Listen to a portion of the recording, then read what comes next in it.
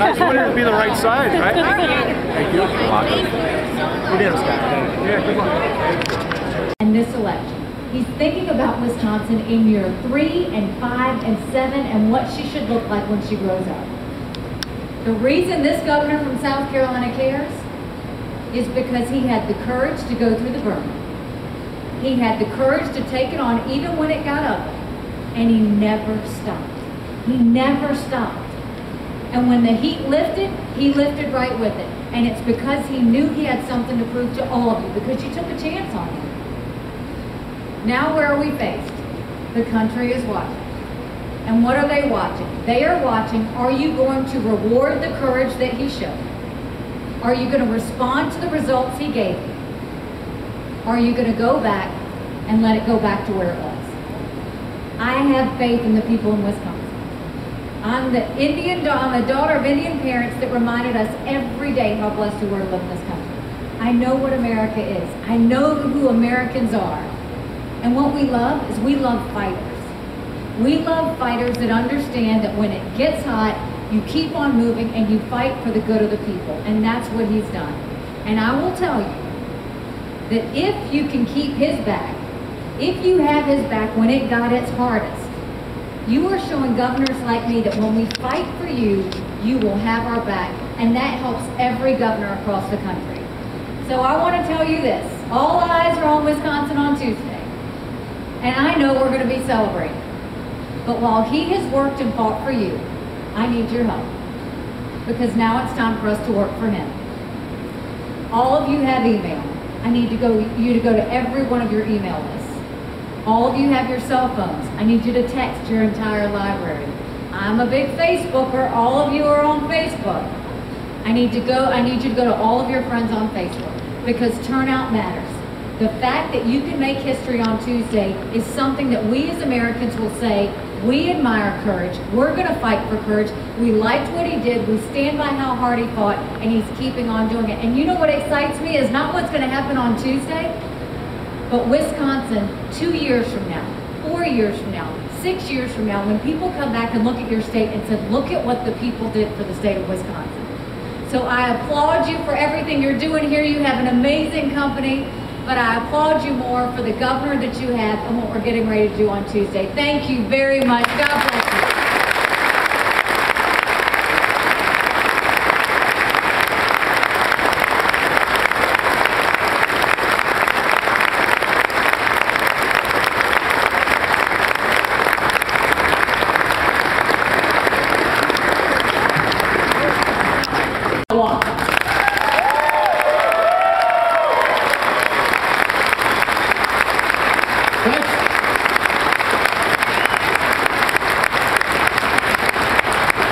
Well, first off, so I can get it right off the bat, I'm here to ask for your vote today. I'm here to ask for your vote for me. I'm here to ask for your vote for Rebecca Clayfish, because you got to get her elected as well. And I want, with your help, this shirt I'll be proud to wear on Wednesday morning and still be Governor Scott Walker of the great state of Wisconsin.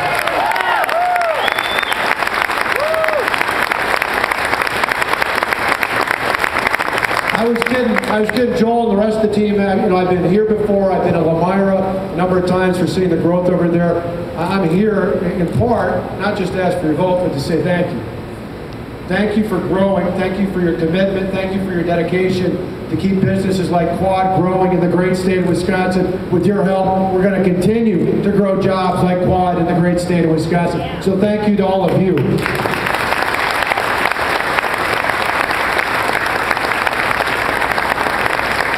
You know, yesterday morning, you opened up the Milwaukee Journal-Sentinel. What did it say on the front page? The headline was, "Hiring Outlook Bullish." Why is that? Why is that? That's because we transformed things here in the state of Wisconsin. We made it easier for private sector employers to create more jobs, to create more opportunity, to help more families put food on the table and grow our opportunity here in the state of Wisconsin. And we did that because 2 years ago, when I was coming through places like this touring, I was running for governor, and I ran because I saw that Wisconsin faced both an economic and a fiscal crisis. And I looked at that more than anything. I said, for 2 reasons, I got to do something about that. One's named Matthew, the other's named Alexander. Tonette and I have 2 boys, our sons Matt and Alex. One's going to graduate in a week on June 9th. The other one's going to be a senior starting this next Thursday after he finishes off his 11th grade. And for Matt and for Alex and for every other kid and grandkid in this state, I want to make sure they didn't inherit the kind of mess we inherited a year and a half ago. That's why I ran for governor. That's why I made the tough choices as your governor. And that's why I'm glad to say we're succeeding in taking on those challenges to move Wisconsin forward.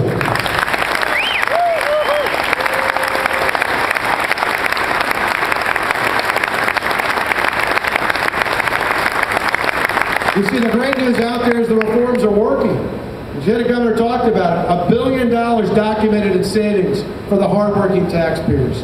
For the first time in 12 years, property taxes actually went down on a median valued home. Think about that. Went down. Not just stayed, even went down. $154 million budget surplus. And best news of all, we actually gained jobs in 2011. We're gaining jobs in 2012. Since I've taken over as your governor, I'm proud to say Wisconsin has added more than 30,000 new jobs, and Quad helped us do it. Thank you for making that possible.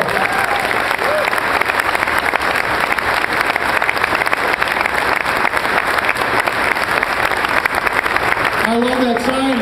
I see it over the place. It says, "I stand with Walker," but let me tell you, the reason I'm proud to have people hold that sign up is because I stand with the hardworking taxpayers of this state. We took on the powerful special interests, and every day, if you elect me governor again on June 5th, I'll continue to stand with the hardworking taxpayers of this state.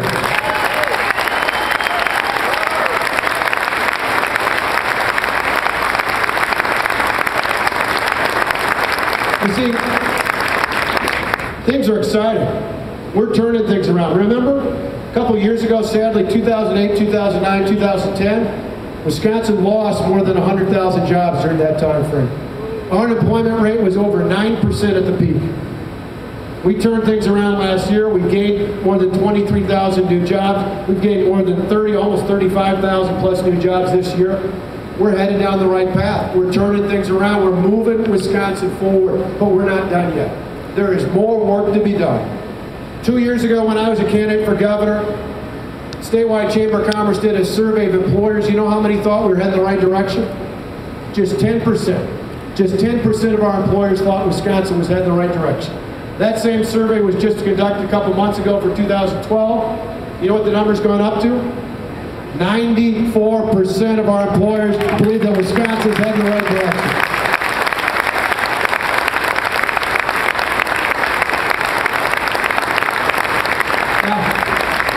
I'm competitive. I want to know what's wrong with the other 6%, so we're going to work on them. But for us to go from 10% to 94%, you all know, Joel, when we talked to him earlier, was out selling Quad. He was out selling what you do, like he should be, like good employers should be across the state, around the country, and around the globe.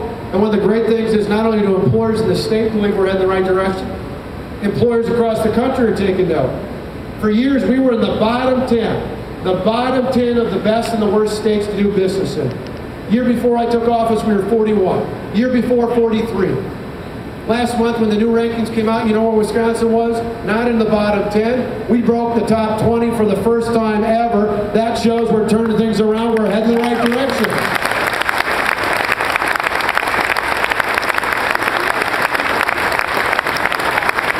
But you know what? On each of those surveys, you know what the #1 concern was? For employers who overwhelmingly said they plan on adding jobs in 2012, you know what the biggest concern was? Small business, big business, everywhere in between? It was the recall. It was the recall. And I can understand why. Because if you're an employer in this state, if you own a small business or you're in a company like Quad, you understand that things have changed for the better in this state. We are heading in the right direction.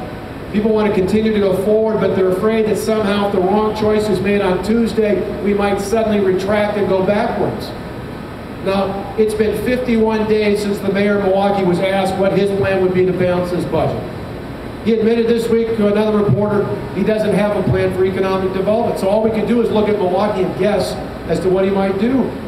In the last 8 years, taxes and fees in that city have gone up 43%. Unemployment in Milwaukee has gone up by more than 26%. I've said time and time again, we don't want Wisconsin to become like Milwaukee. We want to help Milwaukee and any other city that's in trouble become more like the good things we've done in Wisconsin. That's how we move this state forward.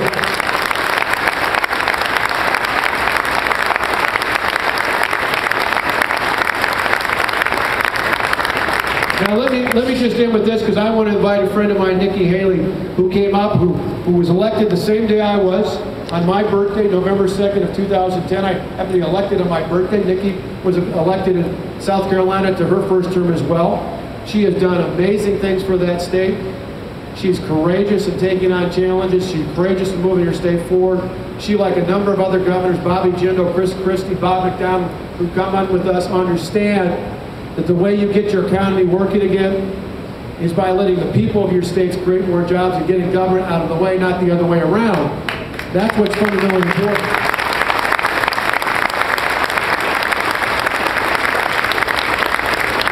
Let me just tell you one quick thing, though, before I bring Governor Haley up. The other day I was at a factory in Oshkosh, and I was touring around, and I talked to employee after employee after employee. I love seeing how things are made. I'm like a kid. I love seeing how things are made in the state of Wisconsin. At the end of the tour, one of the three guys who were the co-owners of the business said, "Hey, you got to meet this guy, Chris." So we swung back, found him where he was back in the plant. We came around and he said, "Chris, tell me a little bit about your story." And he said to me, "Well, Governor, I voted for your opponent the last time. My parents are Democrats. I was raised a Democrat." I waited. He said, no, tell him the rest of your story." He said, "But I'm voting for you." He said, "The reason I'm voting for you is because I never thought there'd be someone with the courage in this state to take on the tough challenges." He said, "Even though I don't necessarily agree with every single step you've taken or every single way you've done it, I appreciate the fact that finally somebody had the courage to take on the tough challenges." Now, to me, that's a little remarkable, because I often think about the fact that politics has got to be the only profession where you get called courageous just by keeping your word, right? I mean, everywhere else in life, in business, in our families, it's expected, but somehow it's exceptional in politics.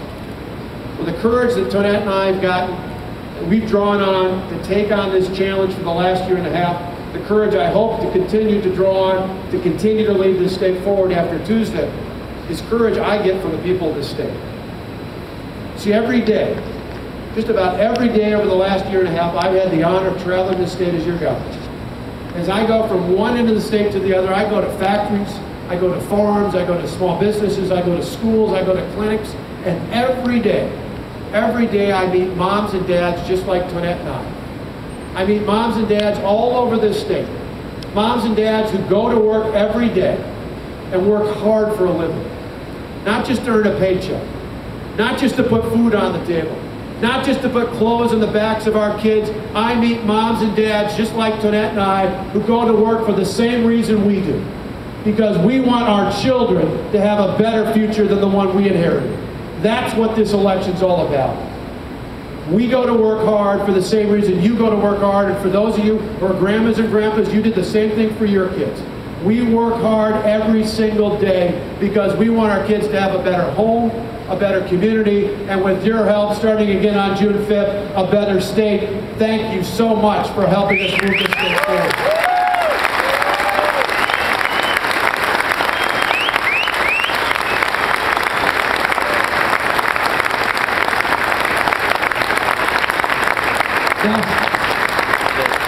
I've literally been bragging on Quad the whole way up here, and so I said Governor Haley got to hear a little bit about not only what you do on the floor, but what we do with Quad Med and everything else.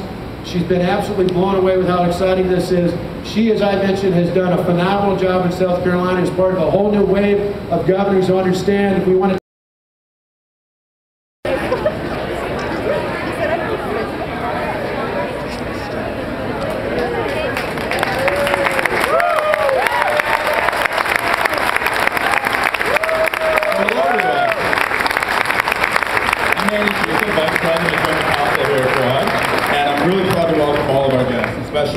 Governor Scott Walker, South Carolina Governor Nikki Haley, Lieutenant Governor Rebecca Clayfish, and of course Tona Walker, First Lady Tona Walker. We are really proud to host all of you here at the world headquarters of Quad Graphics right here in Sussex, Wisconsin. I think we're making a bit of a history here today. Well, I don't think we've ever had 2 sitting governors visiting the plant before, so that's really an exciting day for us and a big deal. So it's just fantastic to have you. I know Joel really wanted to be here today, and he was able to give a call and talk to you before you came out here, but I know he didn't want to miss this. You know, last year we commemorated our 40th anniversary, right? Eric Quadracci founded this company in a 20,000 square foot manufacturing in Milwaukee, housing a single press and a barrel stitcher. Along with Harry, there were 11 co-founders who set out to build a unique business that not only took care of customers, but especially took care of employees and their families. Today, we are proud to continue that vision as we stand here in our Sussex plant, over 1.7 million square feet. Our revenues have grown to over $4 billion, and we have 22,000 employees across the world, with more than 6,000 of those employees right here in Wisconsin. And what's exciting to continue to grow our home state. We've added more than 600 jobs since 2010 to Wisconsin into this plant, which is really exciting. So it's fitting that we host the governor here today. Governor Walker has made growing Wisconsin's economy a priority throughout his time in office. He knows that for a strong future, we must continue to invest in our businesses, our workforce, and our communities. Frankly, governors like Walker and Haley